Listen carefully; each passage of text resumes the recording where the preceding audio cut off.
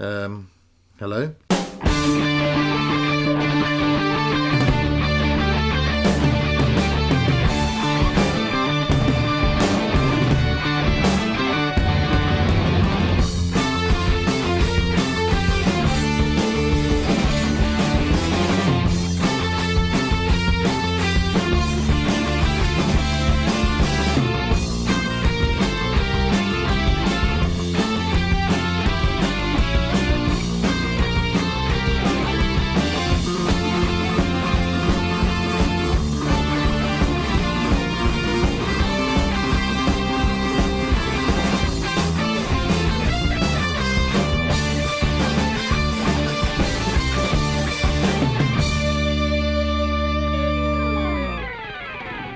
How's it going, everybody, and welcome to episode 59 of the Ready Game Fire podcast. My name is Chris Fox. With me today is better than Rogue One, but not quite as good as episode 4, A New Hope. It's Mike Power. Yeah, buddy. So this is your yearly episode of Ready Game Fire, obviously. Standard. Yeah. Mike, how you doing? I'm doing wonderfully. You know what I just thought about? My mate I was hanging out the other day didn't know doing a Christopher Walken impression was a thing. What do you mean, a thing? We started doing Christopher Walken impressions. Yeah, but what do you mean, a thing? Like, if you ask someone to do an impression of someone, they'll probably do Christopher Walken, right? If someone does impressions, that'll be the first person. Well, yeah, obviously, when me and my uni mates invented it back in 06, yeah. Right, exactly. What you gotta do, get yourself a chicken. I don't care how you get it. You just get it. Catch it or hunt it down with a knife. We started doing that and he just said, what are you doing? And we were like, what do you mean what we're doing? We're doing Christopher Walken. So your friend just didn't understand the concept of impressions? No, doing President Christopher Walken. It didn't ring a bell with him at all. Okay, it's kind of like a meme in the real world, isn't it? Yeah. Yeah. Gaming podcast. I was trying to slide into Arnie there. Not literally, obviously. That wouldn't work. President 2020. Yeah. Not a pervert. I was just looking for a Turbo Man doll. Anyway, we're here and we're back in your ear to recap the year in gaming that was apostrophe 016, in case you're not aware. We're here to look forward to apostrophe 017, okay, because that's the next one, sequentially. Why so complicated? It's actually shorter, it's actually it's actually a cool abbreviation. 0. Oh. Sorry, old man Mike, if you weren't aware that abbreviating things was cool and not cool. Totes. And plus this generation as a whole, because I got some things to say about it. It'll be a quick 3-hour podcast then. Yeah. Well, and then we're off for another year. So.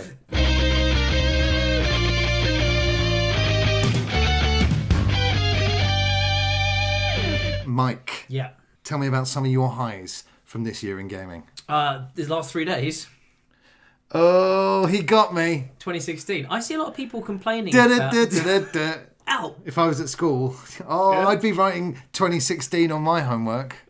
Oh my God. I wrote 2017 for the first time today. Did it correctly. First time I think I've done that in my life. I said it. First month of a new year. I haven't written it down yet because who's writing anything in I was filling out a new GP application form. Rock and roll, baby. Haven't had a GP for the last 3 years since I've been. Your last doctor wouldn't see you anymore because of how... Too many warts. Just how riddled. Warts. Yeah. So I can't even... 2016, you say? I can't even look at A lot of people have been quite down on 2016. I don't know if have you seen this kind of this movement? This not the whole. I mean, the gaming. Let's not that big. Can't topic. believe you. Not that big topic. Not that big topic. Well, why did you? Generally, the gaming year. Yeah, but you've inferred. I didn't mean to infer. It's a whole can of worms I don't want to open. Yeah. They said it wasn't a good year for gaming, which I think because the problem was the first half of the year started off really, really strong. Hot.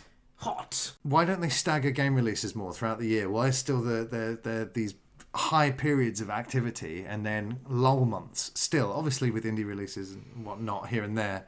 But, what I'm thinking of principally is Titanfall 2, Battlefield 1 and Call of Duty. That's my favourite one. Well, if I could say one thing then for last year, I think actually one of the first year that seemed to start... no, you're right. They sort of pile on a lot in that obviously that November setup. I've been looking at the start of last year. Uncharted? No, because many things happened before then. Nothing happened before that. Actually, it's pretty quiet. I'm going through January. There's obviously little things. Well, I really enjoyed Just Cause 3 at the start of the year. That was great. That released in 2015 though, didn't it? Right at the end. Yeah. No, I think it was Jan. Who cares? I was playing it at the start of the year. It was Christmas time or very early January. Highlights of the year Yes. for you. What's Yeah, I'll go the early ones, definitely. what's tickled you? The Witness and Firewatch were the two games. Oh, no, I tell you what. Let me break it down. There was one day back last January that was probably my favourite day of gaming I had, where I decided to catch up on some PC games, Her Story, Minesweeper. Emily is Away, and I also played That Dragon Cancer, which is a really depressing game. But Really? yeah, I know, weird, right? A game about cancer and a kid dying. Who knew? Really fun, and I played that in like a day. I just sat down for the whole day, played all these three or four different kind of really artsy indie games. Speedrun the cancer game. Speedrun the cancer game, top scores. Did you level platinum 3. it? Did you platinum it? Yeah, level 3. I was the best one. No, those are PC games. This is my PC one day of PC gaming in 2016, and that was fantastic. That Dragon Cancer actually one of my favourite games of last year for sure. And then it was The Witness and Firewatch. They were two indie games that were bigger than your triple I, we'd call them, over in RGF. They were great games, really good. You know, one of them made Steve sick because of the field of view, or something to do with the placement of the horizon. They had to be patched really early on because people were getting really ill. Motion sickness. Yeah, there's one. The Witness is a game about line puzzles. You have to progress through the game. They get harder and harder. You learn how to do them, learning off of the previous ones. But right at the end, for me, there's this puzzle where the panels start moving sideways while the colours are flashing, while you have to watch the panel and figure out what the lines are, and that made me feel really ill. I mean, the puzzles do look really hard to be fair, because I'm used to doing dot to dot with the numbers on there. So take those numbers away, I'm lost. We're lost, out of nowhere. Jonathan Blow, I bow down to thee. That, and I'll just say that game was my favourite game of last year. I played it, and The Witness. Yeah, that was February. And then I thought, shit, this is the favourite game. Could it be for the end of the year? And it was. I really fucking loved it. How about you? What's some early highlights? You remember anything? Well, because I'm not pretentious, Mike. Sure. My highlights involved guns, tits, and tits firing guns. You played Duke Nukem 3D? And yeah, all day, every day. My game of the year, every year. Duke Nukem forever. Not even the good one. Just kidding. It's 0 Hour on the N64, one of the third-person ones. Shake it, baby. Yeah. And everyone's like, this is never going to age badly. Never going to age badly. It's never going to age badly. Do you know what? Ready Game Fire has existed in the non-PC era and the PC era. Yeah. Because I listened to the Batman episode, and it's quite offensive. And I've got a feeling that a lot of our back catalogue will just be offensive because we started in 2010. Right. Yeah, Mike, and I think that your first word on the first episode, you dropped the M-bomb, didn't you? Nintendo. Yeah. Oh, he's brought it back. Saved it. Oh.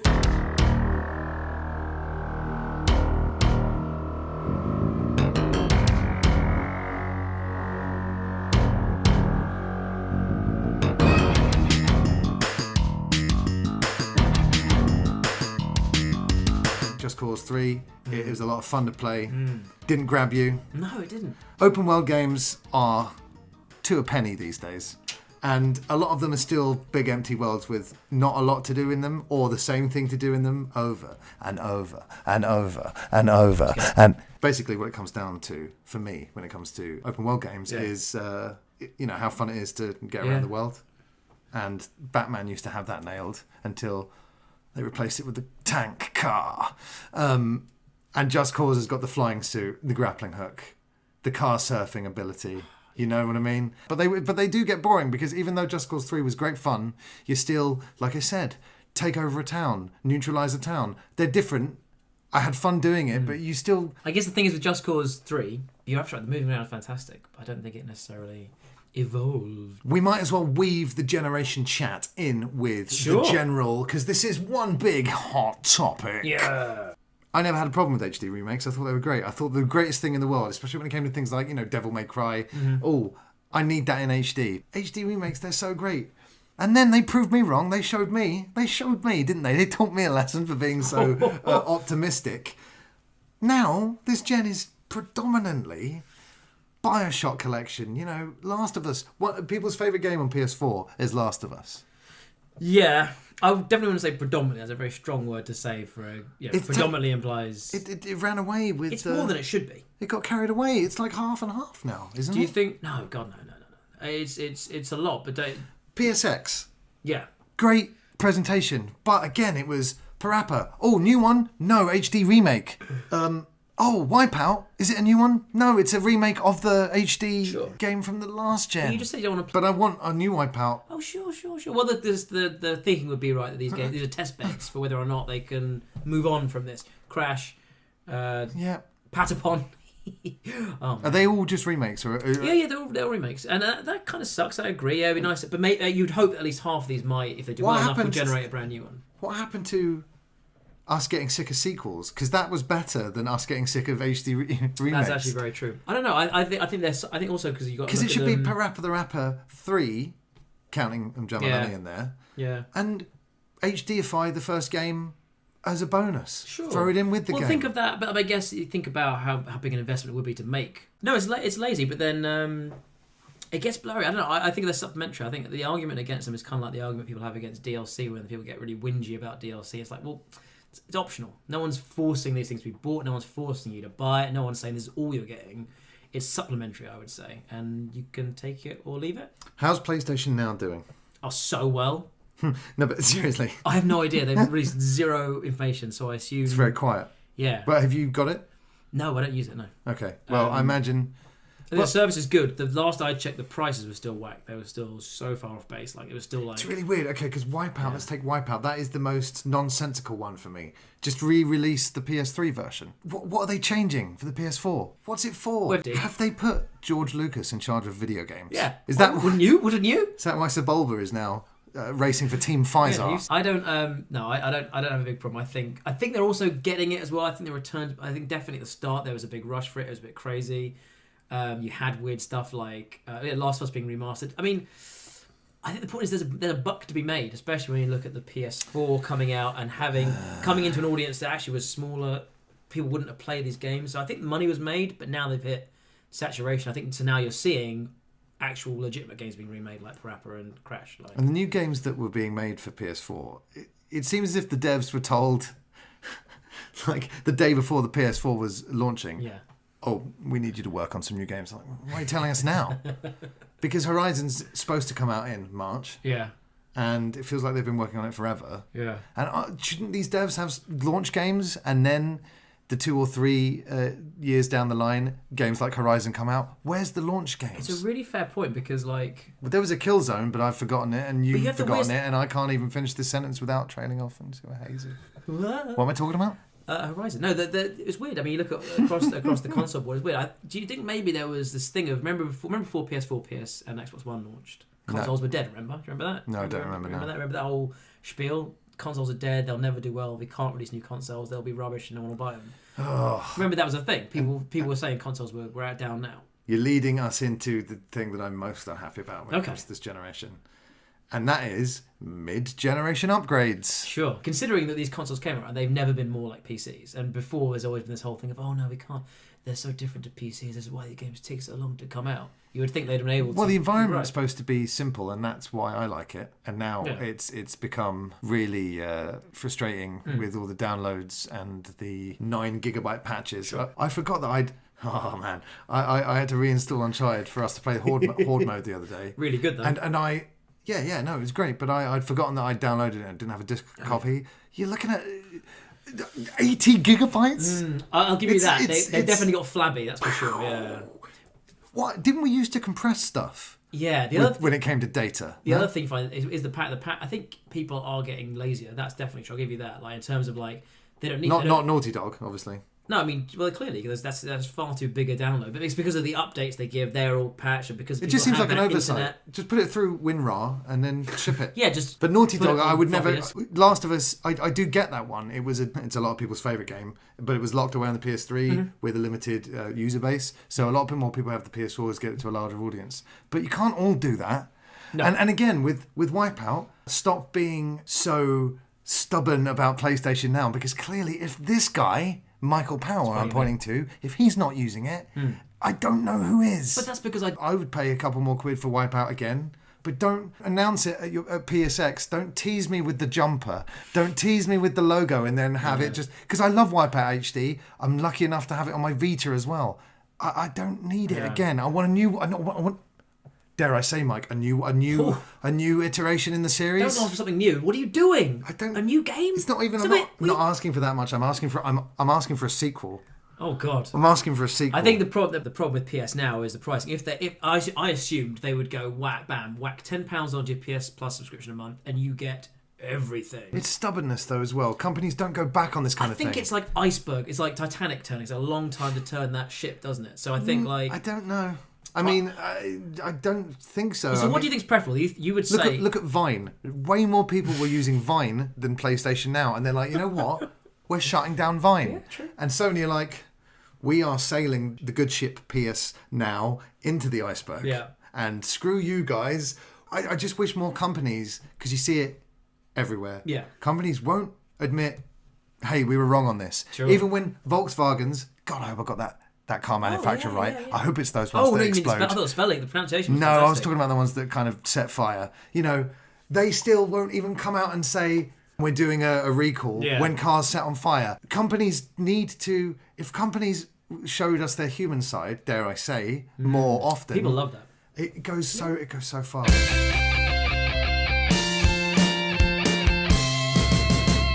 Console upgrades. Yes! I mean, they clearly have realised that we're going to be streaming games like we stream Netflix, which ironically is like PS Now. Yes! But badly priced. Because they realise that we're going to be streaming our games, they're like, oh God, make more consoles. We've got to sell them as many consoles as we can before this window closes forever. And we're getting PS4 Pro, we're getting Scorpio. The year of Scorpio. The year of Scorpio, not when your console comes out in November, guys. How's the Pro working out for you, Mike? Hard to tell. How does PS Now work on that PS Pro? Well, I wouldn't, because none of them would have an HDR patch. And as we all know, HDR patches is the sexiest thing in the world. I don't know, like, it's hard to tell. You don't have the option to not have those patches if you've got a lowly PS4 like me. Which broke, by the way. Oh, God. It's hard to tell without seeing what the Scorpio is going to be, because it's weird. It's weird. I mean, a lot has been said on and I do genuinely view something like a PS4 Pro as a iPhone 6S. It's a very simple argument, a lot of people have said, but it doesn't take anything away from the current owners. It just is additive, because it's definitely not a revolution. I mean, I'm playing games. I can tell that the thing I can take away is I can tell they're better. I really thought I'd have no idea they're better, but I just know load times are better. I booted up a few old games like XCOM, and it just smooths out. The frame rate it shows on PS4. It makes all the colours pop. Noticeable differences. Not huge, just enough to warrant an upgrade. And if you didn't want it, nothing's lost. It's not great, but it's not bad either. It's just a bit more. A bit more. What's the point of a bit more? I mean, Microsoft. I mean, I don't agree with these console upgrades. I don't like it. I mean, but at least with these upgrades, the Scorpio sounds like an upgrade, because the Xbox S can do stuff that the Pro can't do. Yeah, they can do the one thing, which is play. But it's all. I mean, Blu-rays. we're getting so bogged down in this technical mire of specs and quecks and flex. I hate flex. And you're talking about minor differences that you can notice. Yeah. But I mean, these games, first of all, they look gorgeous anyway. Yeah. They really do. I was playing Uncharted on my scum PS4 normal. I'm not worthy to speak. And I was like, gorgeous. It looks fantastic. Yeah. And I'm thinking, and I have no 4K TV. So what's the downside of it? No, but gameplay. What does it do to gameplay? Nothing, because gameplay, it's all about gameplay. Yeah. We don't need consoles to have lifespans of modern phones. It's made me realise how ridiculous the modern phone thing is anyway. Yeah.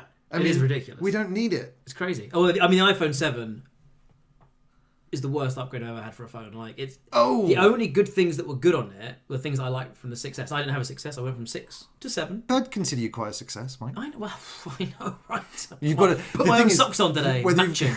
Doesn't matter what phone you've got, as long as you project an image of success, everyone. But do you know what I mean? So the big problem actually I see with the interstitial consoles we've got is that it does shake the faith in consoles, because now that was the big thing. You buy that console, it's all you need for 5 years. 10 years. The last generation was one of my favourites ever. Yeah. For the games, for the length, for the innovation. What's been... Okay, we've spoken about this many times on the podcast. Sure. Last generation, even though Xbox Live came before that and the PS2 could connect. It kicked off, yeah. Yes, last generation was the age of the internet. But what's this generation done?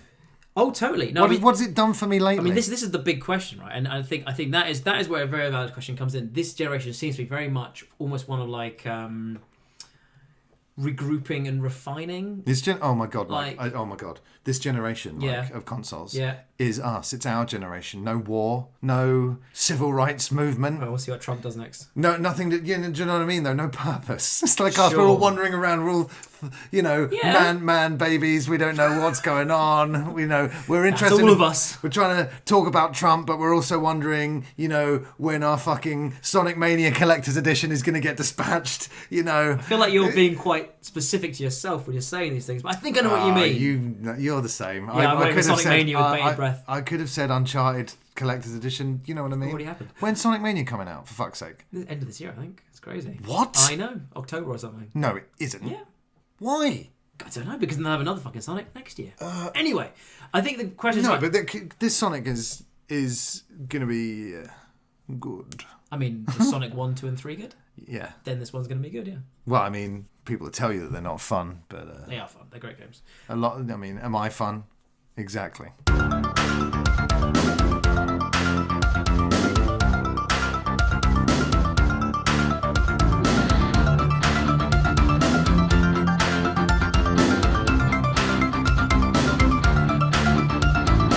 Uncharted 4 did happen, and it was really good.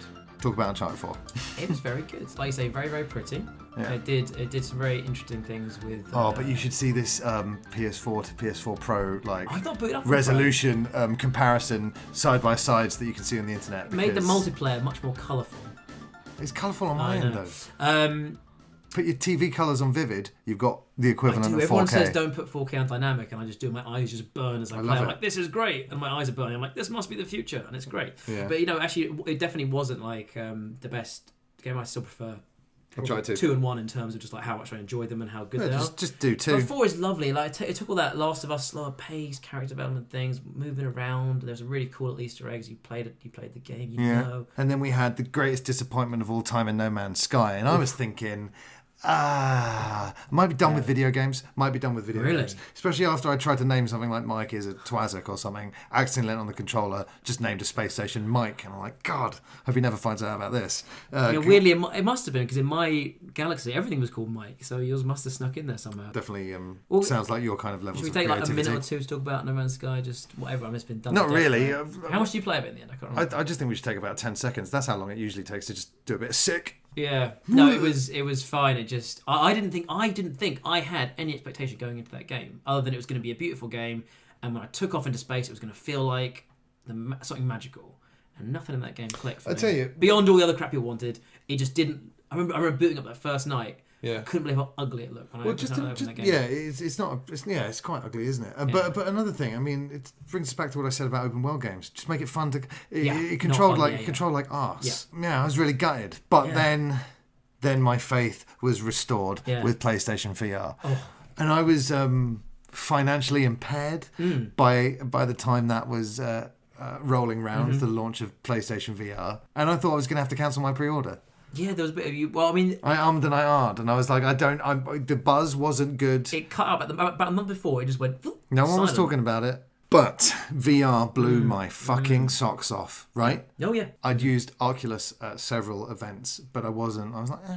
But I'd seen all the demo units from the teeniest, weeniest little screen and resolution when you put the helmet on, which was so. I was like, well, this is stupid. Yeah. So I might as well be watching my very modestly sized television from across the room.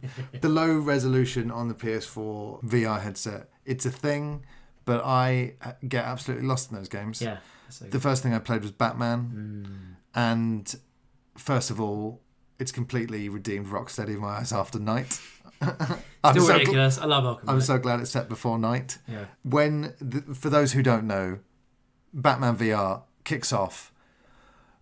Who'd have thought it? Bruce Wayne's parents are getting killed. I know you wouldn't believe it, Mike, but just like Uncle Ben getting mentioned, Bruce Wayne's parents getting shot is the first thing you say. And basically, you're little Bruce, and it's really weird because the other two humans, your parents, are double your height, and you feel like a little boy again. And I just remember putting it on, first thing I saw, and I was like, I'm a little boy!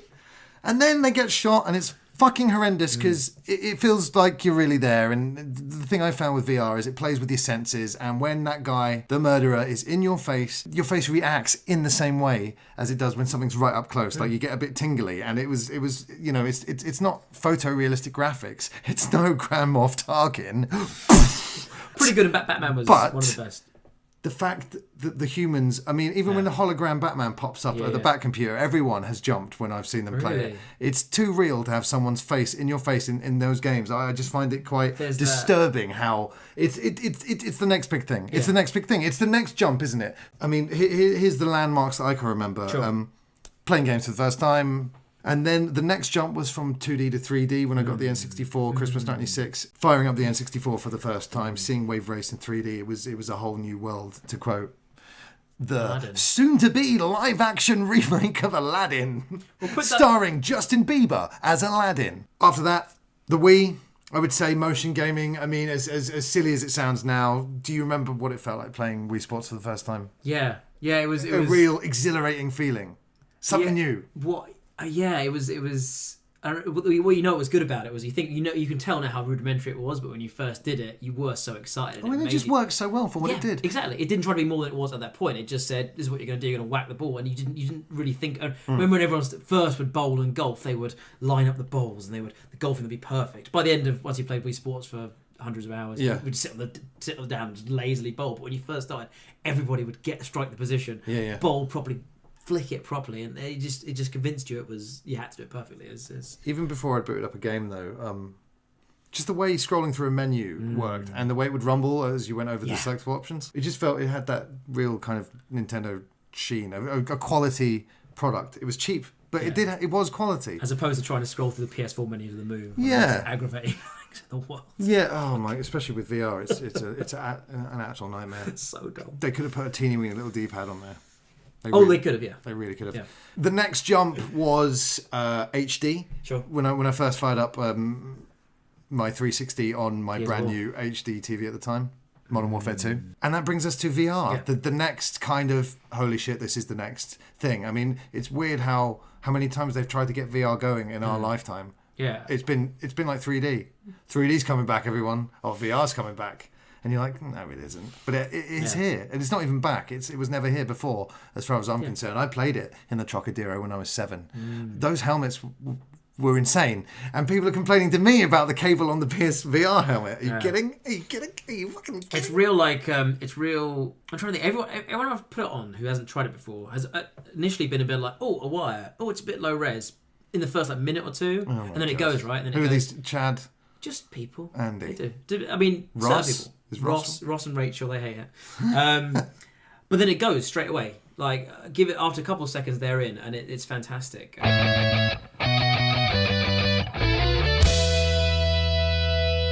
I played a lot of Vive earlier in the year, and I played this game that was like a Tron disc battle game. I remember when I could bring up, basically you fire an energy ball and it lands back in your arm. And I can remember holding it up to my face, and it was just so high res, and you could see the particles flickering around. And a really fun game, really competitive. Moved on to playing loads of Oculus, really fantastic. Played loads, some really fun games like The Climb, which I cannot wait to come out at some point. Very serene climbing game. Another game called. I've seen someone fall over while playing that. Oh, I bet. That was a good video. Another game called Bullet Train. He hit the floor so hard. Yeah. Oh my god. Well, I tell you what. There's one thing I hate. It's racism. It's racism, but that's worse than that. It's falling off the cliff in The Climb. Because you actually fall and the wind rushes and you see yourself falling. And, my God. It's moments like when you go down any sort of lift, you feel it. But you feel you wobble and you steady yourself. When you're suiting up in the Batman game, the first time I did it and the gauntlets fly up your arm, I felt it on my forearm. Yeah. But yeah, Job Simulator for me and Batman are the two. But I think it's great. But as amazing as it has been, this is what I'm asking you. Yeah. In terms of it being, I don't want to use the word gimmick, but what defines a gimmick? I mean, when are we going to... A gimmick is something new. Gimmick is a weird word because it does get thrown around a lot. A gimmick is not a bad thing. A gimmick just means it's something new. The thing we've connotated towards it is something that only relies on that gimmick. It doesn't have to be. And it all depends on the developers, right? It all depends on how they actually utilise it. Like it's only really a bad. It's not bad because it's a gimmick. It can become a bad gimmick, which is just basically doing the same thing again. One trick pony, kind of just. Which it definitely isn't. It's not Connect. No, is it? it's not. Definitely not. And not even the move as well, which is weird because he uses the move. Those. Oh man, I'm so glad I had the foresight to buy my second move wand in the middle of the year before those prices shot up. Oh my god. So this is the thing. So when it got to PSVR, I was almost going to buy an Oculus at one point because I just couldn't justify it because I just knew. I'm glad now, especially seeing how. Because you buy everything, even things that you don't like. Well, no, I mean I love the Oculus, but it required. What the extra... about all the Xboxes that you buy and then you don't use them? Yeah, I play them enough. But it was the new PC. It was the £1,000. What's the last game you played on your Xbox One? Netflix. It was the £1,000 PC plus the £600. Donate it to a homeless shelter. I was gonna play Ori and the Blind Forest. No, you're not. I was going to. There was the £1,000 PC to buy for Oculus, and then the Oculus itself, and I had PSVR pre-ordered. And the big don't really need more than one, do you? Well, no, exactly. Because I'm glad I never would have. I was glad I was sensible in inverted commas because I'm rarely sensible with my money. But the one thing that I hope Mike bought an Xbox just for Netflix, which is available on.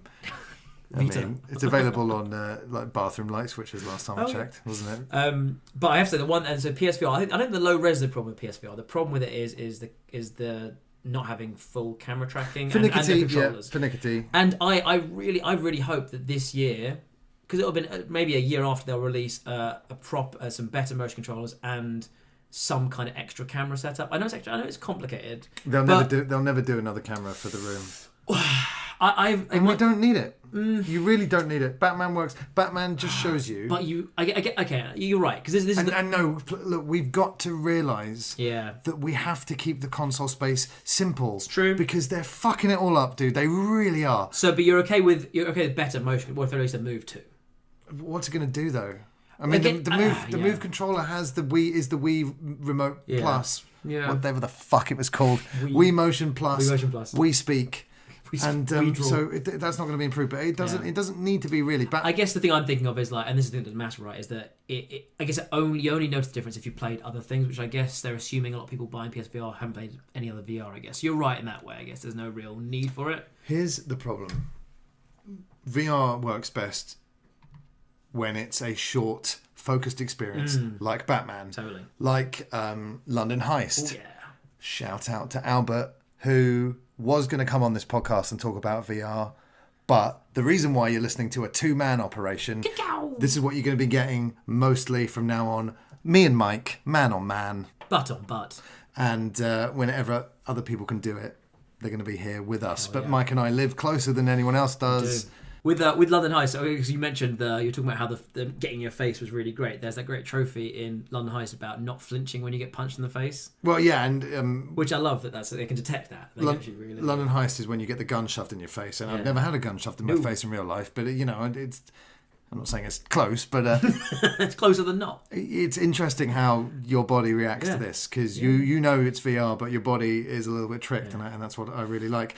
So these focused experiences are what makes VR shine. But I think in the back of all of our minds, certainly in my mind, I'm thinking, well, when that killer app comes down the line, like that full game, that's what I'm waiting for. But I don't want to play a full game. I know Resident Evil is offering that, but people aren't going to be able to play the whole game. And you don't want, I mean, you've got a dog, I've got cats. Yeah. We can't sit in our houses playing 3 hour sessions with helmets on. It's just not, is it? So and Vive with the whole room tracking. Oh my god, yeah. It's fantastic, but unrealistic. Who's walking around their house with the helmet on? I'd have to what's that? I mean, it's amazing, but it's impractical. I think what's interesting, the other thing that really surprised me with VR is that I've always it's a weird thing to pride yourself on of not getting motion sick. People always whinge about stuff, and I'm like, you wusses. No, I'm the same.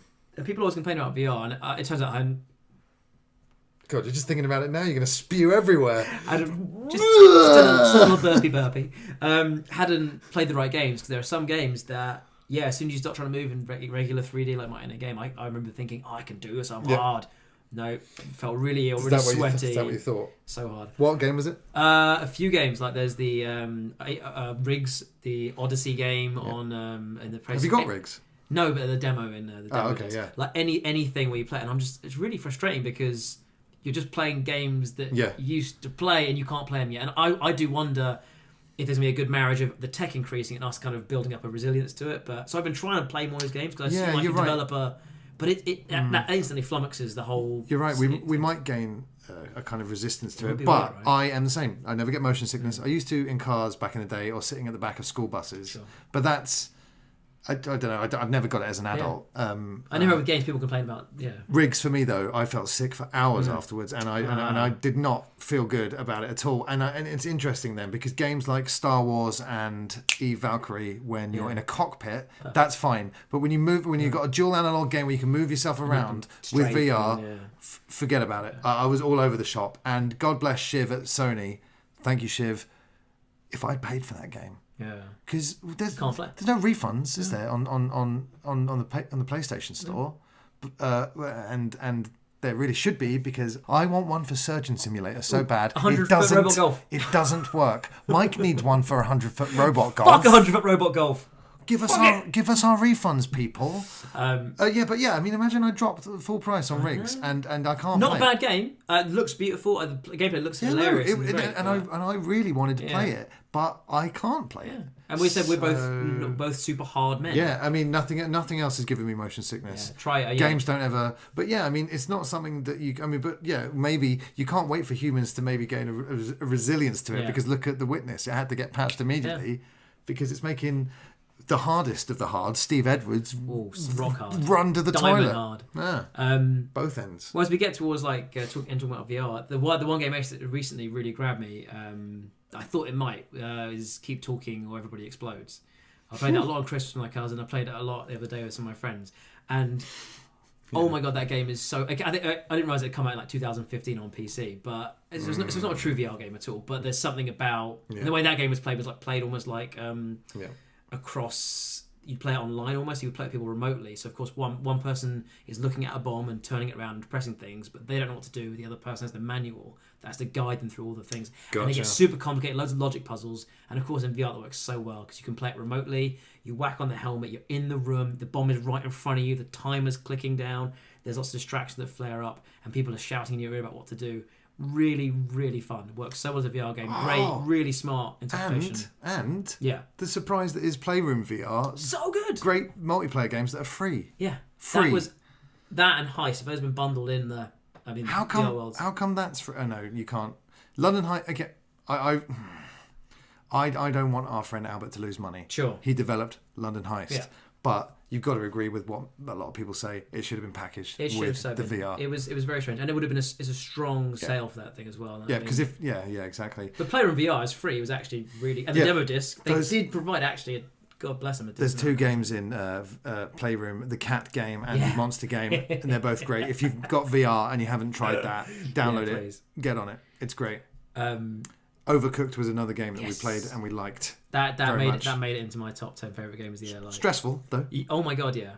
But that and Nobody Explodes were similar games in the these games stress me out, but they're cooperative. It's the right.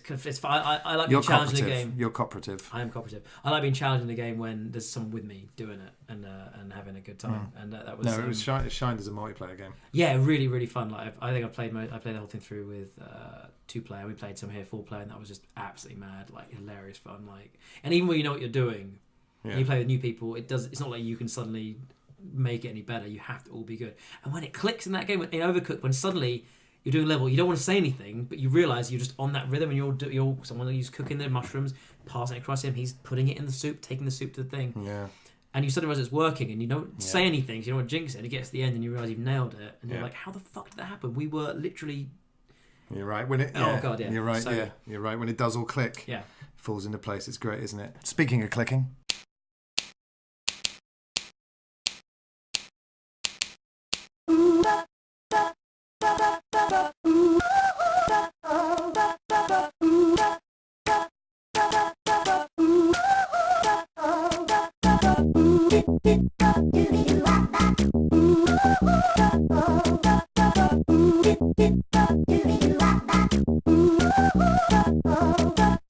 So let's end with the Switch and Nintendo in general. Yeah. Just like a lot of games that have been promised in March, the Switch is apparently coming out in March. I think we'll get the Switch, but I don't think we'll get games like Mass Effect. I'll put a lot of money on that. Or even Zelda from the looks of things for March. Yeah. It takes a long time to remove the ability to change your character's name, so that's what they're working on at the That's what you moment. told me today. I was boggled. I still can't believe it. You can't name your Link in the new Zelda. If that information's wrong, blame Aaron Cooper. Hell yeah. So, the Switch, you were down on it at first. Not the console itself. No, just the This is the trailer. console they've gone. This is what they've gone with after the issues that they find themselves in post. The issues. If we look at 2016, probably a really interesting time to look at Nintendo because their output was, in a traditional sense, weaker than it's ever been. But actually, if you look at what came out, very focused and very good quality. You think of Pokemon Go, set the world on fire for those few months. Not the greatest game in itself, but a real interesting creation for them to do. Why do you always have to have a pop at Pokemon Go? Like, it was... Because it's important to qualify. It's not a good game, but it's a fantastic thing to create. But what is a game? I mean, that's a whole other podcast. It's Well, not, but that's okay. I disagree. It is a game. And No, I didn't say it's not a game. and I said you're it's not wrong. a good game. No, but you're wrong. Well, check all the reviews. And I know why you don't like it. I do like it. Because it's popular. I know I'm you still- don't like it I'm- because it's popular. I'm You don't like popular things. Literally You admitted still yourself. playing it. My Squirtle just finally got off candies and gone Wartortle. Yes! Well, don't if it's not good. No, but the experience No, is but good. don't. Because no, if it's not good, it's not good. So don't play it. I really liked it. Yes, yes. And then one update made it Oh, God. too hard to yeah, catch yeah, Pokemon, and I'm like, no. Yeah. But I was surprised that I started playing it. Yeah. But that's how good a game it was. Sure. And then, just because then, Hold on. Yeah. I'm sorry to cut you short there, Mike. But I've got to mention the length of the NES mini cables. Well, yeah, we'll get... Oh! You're right. Interesting year for Nintendo. No games. Yeah, no traditional output. No yeah. games. 2 apps. Yep. Well, 1 launch trailer. one new console. And a partridge in a pear tree. Yeah. The new console was... I finally got to play some around my Christmas break. You played it on... NES Mini Classic. NES Mini Classic. Oh, it's great. Apart from Gorgeous two things. Apart from 2 things, it's great. Yeah. No, well, it's kind of... You can... It's one big thing that makes it bad. The same sort of area Yeah. where the issue lies. Sure. Which is...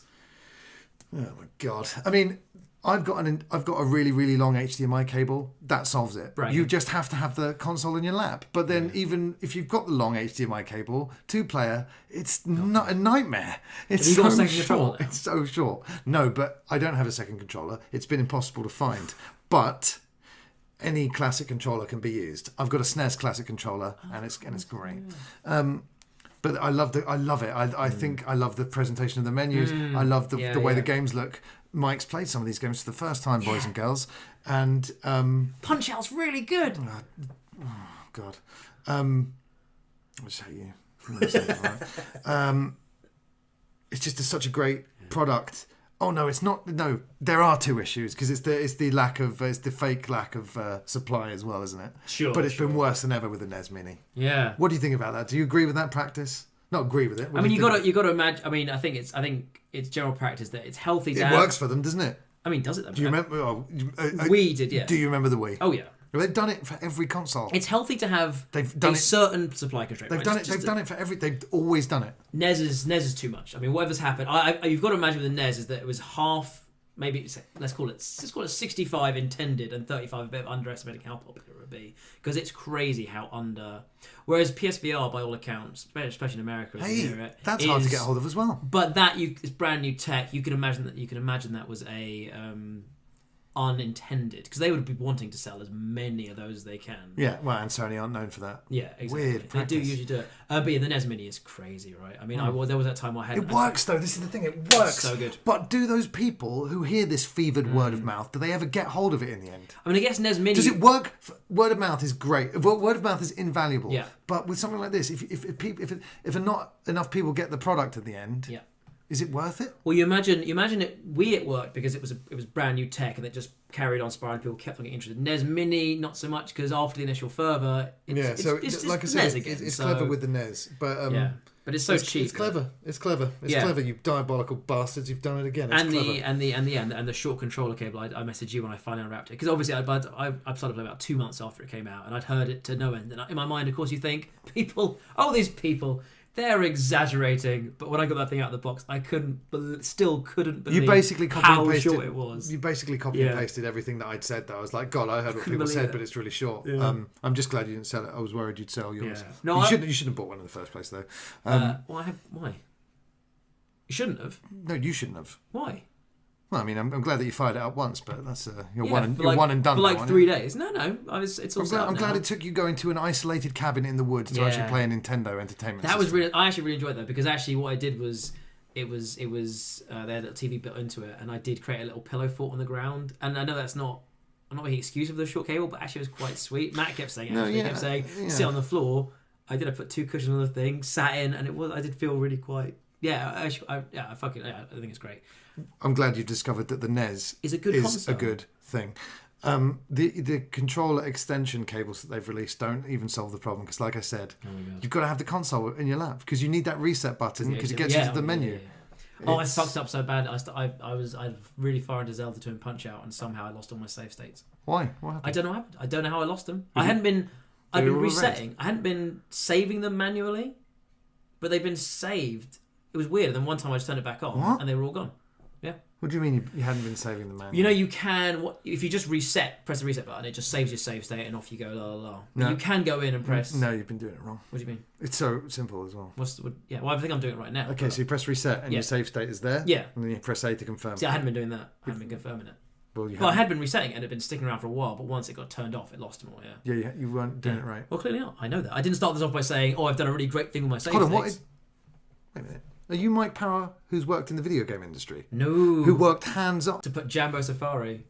You worked hands-on with Jambo Safari, yes, but with consoles, day in, day out. Yeah, but this is a really old Their environment, no. You see, I left the saving of a game in charge of another person, and I left the room. The task was not completed and the save was lost. However, said person did not have extensive QA experience. When was the last time we had a console I had to reset to get a save state? That's not the problem that you had. Reset button is irrelevant. It got you to the menu and you failed at the menu, Mike. And that's how it saves the save state. The reset saves the save state. You can't talk your way out of this one. It said it itself. It says press reset to... Anyway, fuck it. I was wrong. But you know what really surprised me, though? Zelda 2 is a game I have never, ever gotten on with. It's hard. Yeah, it's good. Rewarding. I was really, really rewarding. I was really getting into it. Lost my save state. I thought, well, that's it. I'll never play it again. God, the NES Mini is invaluable for you. You're learning that reward comes from hardship as well and overcoming challenges. But the thing that I'd never realised with Zelda 2 when I played it before was how, because I'd never actually found the upgrades. I didn't realise it actually saved all of... I assumed every time you died, you started from scratch. No, your file will still be there, won't it? Yeah. No, I mean, your any health upgrades, life upgrades, even clearing keys in dungeons stays. Even if you die, when I used to play it, we're just supposed to be talking about this year and this gen, and you've gone back to Zelda 2. Isn't the way that NES games save? Really? It's quite good, isn't it? Because it saves like your game. It's like whoa. This is really good. Fantastic. You're gonna start enjoying getting scores in games next. You're like, I'll got a high score in Galaga. Never enjoy that.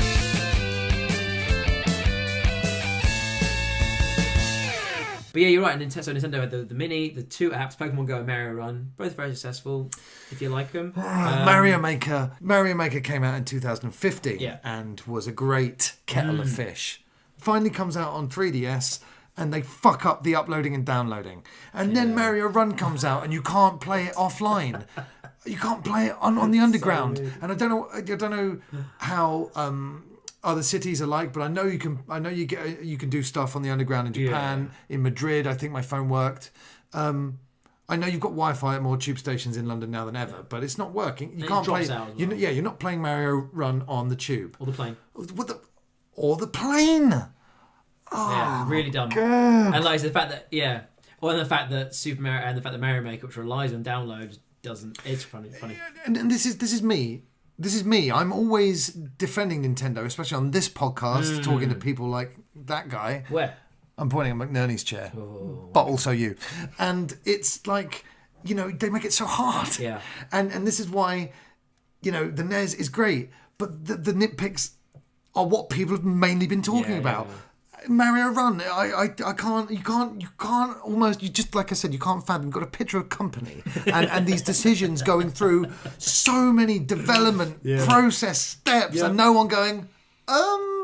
You know that meme when someone gets thrown out of the window of the boardroom. Yeah. At least make the suggestion and then get thrown out. But so the Switch. Yeah, this brings us to the Switch. What?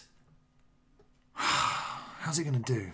What's going to happen? So bring us full circle then. That was why they're going to fuck it somehow. They're going to fuck it. They're going to do something to it. Let's assume everything is good. Let's assume everything they do is good. It's too hard. And it's hard to do. Let's just live in that world for a moment. It's a beautiful world. But my point was, the reason I was down there when it first came out is because I saw it. I liked it generally as what it was. But I do want Nintendo to be big on top again. In a good way. The Wii was on top, but it didn't... It's not going to happen. This is what yes, fair point. But your point is the normies care about stats, sure, and tech specifications, and Nintendo aren't ever going to do that anymore. True.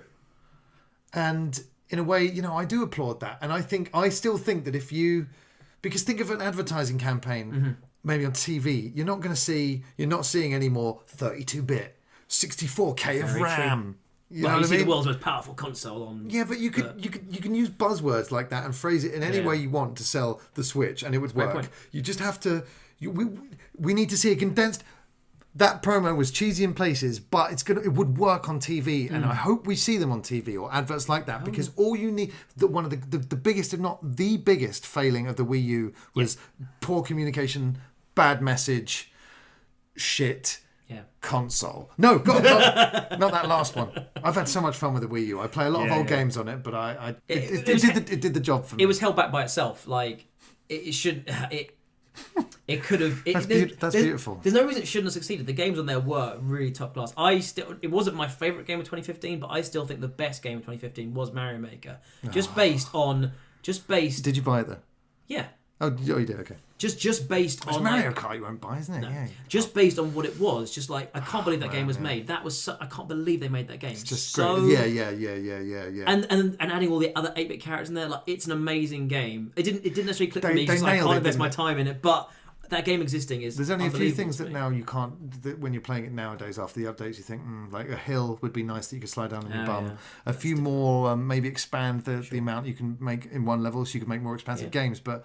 It's so good, and the downloading. Excuse my French. Excuse my Mushroom Kingdomese. Is like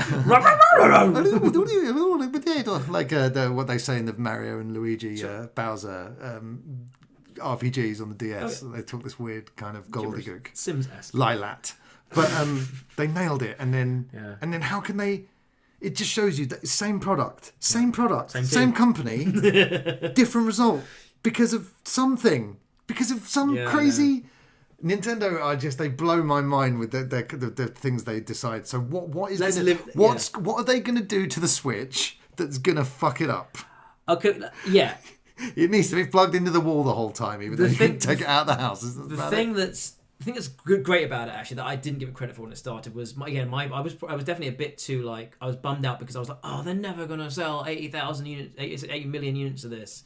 And therefore developers will fall away. But the thing I underestimated was that it was often said like if the Wii U with Mario Kart, Smash Brothers, all the great games it had in it couldn't bring in a bigger audience than what it got, how can another console do it? And it reminded me of consoles like the PS3 and the Wii U and Xbox One. The start of a console can do so much to dictate its course, and the Wii U had an awful start. Yeah, and this is going to have a great start. This is going to have the Last of Us equivalents. 8 Mario Kart 8 Switch edition. Splatoon on there. Switch is a great name, and names aren't always good when you first hear them. Like Google, true. But names can be good when you first hear them. Like Dreamcast. Yeah. And Wii was a joke, but the console was such a success that the Wii became okay. Wii U is like no, it didn't earn it. It just sounds like so many jokes. I think you're right. So the thing is, this console will do better than the Wii U, and that will probably be enough. Because let's just say it even sells twice as much. That's close to 40 million. That's close to SNES territory. And it's gonna be a good console. It's gonna be powerful. How they're gonna fuck it up? This is where it's interesting because the fuck ups will come in. You can imagine in battery life and quality of the game on the takeaway screen. But then we've heard rumblings of it being a lot slower. like 7 times slower when you take it out into... That's the thing of loading times. You think of things like that. And my other thing was this, is that actually, again, when I was down at the start, it didn't appeal to me because I don't do much dedicated portable gaming anymore. Well, you're not travels off. You're not an extreme skateboarding guy, so you're not going to pull up. You're not going to throw the basketball down and go and play a basketball game on the park bench on the Switch. You don't like those little controllers, No, but those are only for when it's in. So it's kind of. Yeah. Do you remember like Travel Monopoly and it all kind of snapped together for convenience mode? That's only those teeny controllers are only for like. That's a lot of the thing to be. Micro Machines on the Mega Drive had 2 controller ports in the cartridge, but you could play 16 players. And everyone, people would share a controller each, right? Overcooked, so you can do that. It's just that, right? So it's only for when you need it, and I love the way it slots together. It's kind of cool, right? It looks slick. No, I wanted and a great name. Yeah, I'm not there yet. I'm not sure it's a great name. I definitely don't think it's rubbish when I understand it. Come on, Mike, switch it up. Switch it up. Yeah, I mean, there you go. You come over and like, should we switch it up a notch? And you're like, yeah, that's switch my me. code word for sex though, so it's not really gonna. Yeah, and then afterwards, switch and chill. The way they're gonna fuck it up, I'm worried about the launch lineup. I have to say, all we've heard rumblings of is it's gonna have a great GameCube library. And nothing else is confirmed. GameCube Virtual Console. Although, why don't they just give us that Mario game that's supposed to be like a Mario 64 successor? That's what I mean. So it's not going to be launched. The launch. I mean, Zelda's not launched. This is my point. What's going to be ready for March? What's going to be ready for March? It sounds like GameCube ports, some other third ports, and maybe Mario Kart, Splatoon, and Smash. I'm not saying that's what I want. I'm not saying that's what I want. No, this is me coming to the realization that if that's the case, it'll be dead on arrival. There'll be some flagship gimmick user. There'll be some flag. Or there'll be something that. But then, how do you like? You can't really show off what makes a great takeaway game. It's you know what I mean. Like its gimmick, its trick is just good. It's not actually anything revolutionary. It's doing what Vita promised. It's doing what all these things are promised, like cross-play and actually making it instant. But what game will actually? There's gonna be no Mario Chase. There's gonna be no Wii Sports for that because nothing will show off taking a game away. Like I think it's going to be Mario Kart. I mean, I just hope they add new stuff to it because it is 8. But I mean, being able to take. I mean, it wouldn't. It's not going to work best for me either. But I'm excited about the prospects of it. Like it's best for a family of 4, say, going on a picnic. Oh, that's fun. Yeah. Doing a bit of double dash. Yeah. Oh, that sounds great. Yeah. But I don't know why Nintendo were worried. According to the advert, Splatoon is one of the biggest esports games around. It does have a big esports following. You can't knock that. It's interesting, and it had it's going to have some interesting other third-party stuff on there, but it's I mean, I'm going to get it day one because it's going to have the new Zelda looks fantastic, and of course it's going to be the best looking, fastest running, most powerful version of that game. Although I have to say the Wii U gamepad actually adds quite a lot to the Wii U games have always looked pretty to me, and this is what I'm saying. Oh yeah. Use buzzwords, since the layman thinks he cares about frame rate when he actually doesn't. He just thinks he does. Dazzle the layman with weird buzzwords and present them with a game that looks pretty and plays great, because at the end of the day, that's all we need.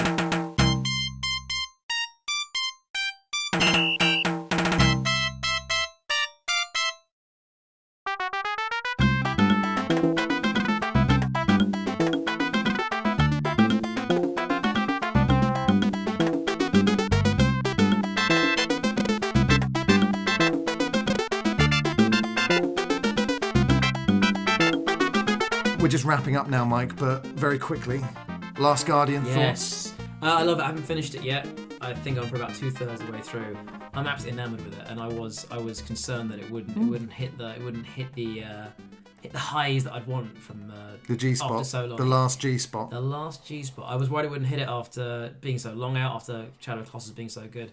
But I can kind of see why this game took so long to come out. The AI in Trico, your big bird dog that you're playing with the whole time, is incredible. I find myself just talking to it. Like, that's why it took so long, because the PS3 couldn't handle it. I mean, I don't think that's true, but they had to shift it. But I can't imagine it was simple, because the way that animal moves... No, it couldn't handle it. They had to... Well, exactly. The way that animal moves is just astounding. Like, And as like an animal owner, like seeing it move and the way it interacts and the way it kind of like does its own thing and ignores you, people have been frustrated by it. Me, I found it quite realistic and actually kind of like entertaining. Like I've stayed away quite often from people's opinions. People have had different experiences with it. For some people, the game sounds, their experience has been more of this game. Because of its ambition, because of the way you don't have full control over Trico. By the way, the advert in this country was great for that game. Yeah, really funny. Hats off to whoever was behind that. But because of the nature of the game, some people have had flawless experiences and other people have had really frustrating, glitchy experiences. Yeah. And I mean, I know you've forgotten your career in QA, but that can lead to a few frustrations. Yeah, I've not found too many, and I was really surprised it's kind of captured me. It's made me smile more than any game this year. Like just the way it's beautiful, and it looks gorgeous as well. Considering again, it's been 10 years development. I don't think I've played many better looking games. Like just in terms of like the way things are textured, the way the animal moves, the lighting, the colours. It's absolutely lovely. And I think we should get John on and do a podcast with him about it.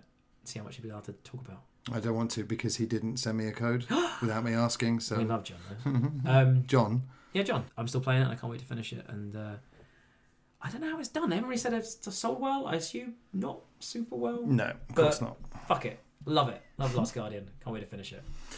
That was a very rare episode of the Ready Game Fire podcast. I hope you've enjoyed it. We will do our best to get them to you more regularly. And hopefully, God willing, we'll have the old ones on. Like Steve, like Mac, maybe even Rathbone before he flees the country for good. Did you have a good time, Mike? Hell yeah! Where can people find you on Twitter? At Twitted Mikestar. That's as it sounds. It's not as it sounds. It's TWITD Mikestar. I'm at Psycho Fox. That's F0X at the end. You can find us on Facebook and on Twitter. We're Ready Game Fire. There's going to be more Let's Play videos as well. We decided to do content again. Yeah. I've got a Snatcher episode. It's going to be hitting the shores soon. I've also got a video I'm quite excited about, but I don't want to give away what it is now. But stay tuned to our YouTube channel as well if you want to see all of those. You've guessed it. It's Ready Game Fire. I've been Chris Fox. He's been Mike Power. Let's see you next time. Riva!